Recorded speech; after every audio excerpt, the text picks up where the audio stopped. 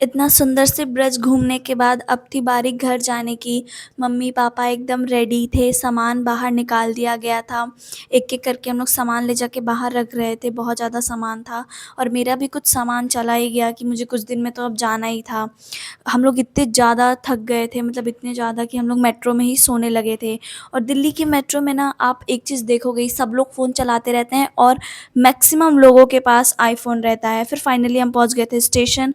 कुछ देर हम वहीं पे बैठे रहे क्योंकि हम बाबा का वेट कर रहे थे। हमारे साथ बाबा भी जाने वाले थे घर पे और मेरा भी टिकट हुआ था जाने का, बट अनफॉर्च्युनेटली ऐसा प्लान बना कि अब तुम जाओगी, वापस आओगी, इसलिए मत ही जाओ तुम।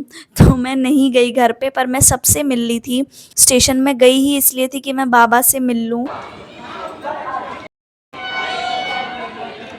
कुछ देर बाद बाबा भी आ गए, पापा गए थे बाबा को लाने के लिए।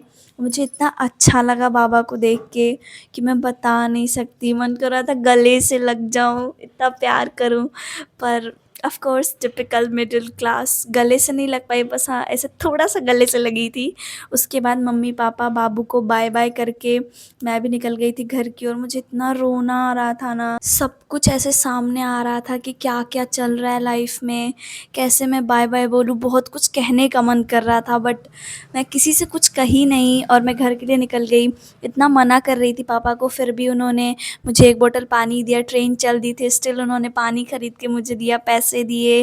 मैं कह रही थी कि मेरे पास पैसे हैं, मैं ले लूँगी, फिर भी उन्होंने कहा कि डेली जूस पीना है और ये लो पैसे, तो मैंने जूस की शुरुआत कर दी। बाय-बाय।